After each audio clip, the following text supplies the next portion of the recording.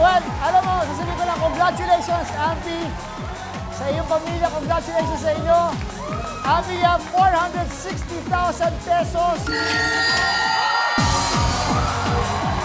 Tapos, ito bukod sa 460,000, meron pa kaming konting regalo para sa iyo at sa iyong pamilya. Okay?